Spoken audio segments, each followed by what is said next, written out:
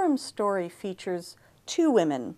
The one that we meet at the beginning of the book is the queen named Vashti, and then the one that we meet a little bit later is the queen-to-be named Esther.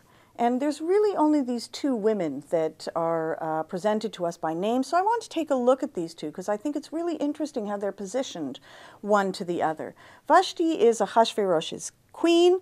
The text begins with a grand party that Ahasuerus is throwing for all of his friends and ministers, and it goes on month after month. And really you think, I mean, if you're the head of an empire in the ancient world, what else would you do? So he's just throwing all these parties. And then we're told that his queen, Vashti, is likewise throwing parties for all the women. And after a while, Ahasuerus sends for Vashti to come and present herself in the royal crown before all of the men. And she doesn't want to go. She doesn't want to go. And any woman who is sitting right now can well understand why any woman would not want to go into a huge forum of men who've been doing nothing but drinking for a long time, and you're the only woman there. I mean, who would want to go? She doesn't want to go.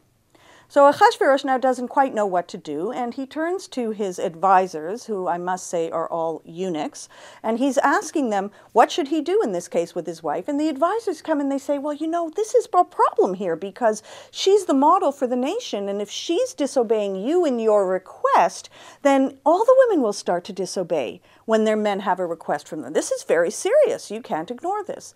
And so Ahasuerus gets rid of Vashti and then gets lonely and wants a new queen, so he gets Queen Esther out of, I guess we'll call it a beauty pageant, but not exactly the way we would do it. Eventually, the problem arises because Haman wants to get rid of all the Jews. Esther is queen, and so she's able to save the Jews. She saves herself, she saves her people, she is our hero. But when we look at these two women, we notice they're mirroring each other in a very interesting way. Vashti is the queen at the beginning of the book. Esther is the queen at the end of the book. Vashti is afraid and punished, actually, for not coming to the king when he summons her. Esther is afraid she'll be punished by going to the king when he doesn't summon her. So we've got those two opposites going at each other, and Vashti is the woman who can't manage to save herself, let alone save the other women she's gotten rid of. Esther is the queen who manages to save herself and the entire nation. So they're mirroring, they're opposites each other as the way that the text presents it to us. And when we look at the two, the text is not giving us Vashti as a villain. She's not a terrible person. We understand why she's doing what she's doing, but it depicts her as a weak person. It depicts her as someone who is incapable, someone who can't manage to empower herself to gain control of the situation. She takes a stand and then can't back it up.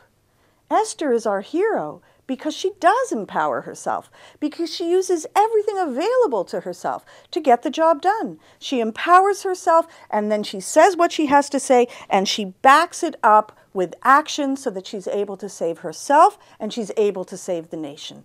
That's our hero. It's not Vashti the villain. It's simply when we look at a hero who can't get the job done, and we look at a hero who can, we obviously would celebrate Esther as the hero who gets the job done.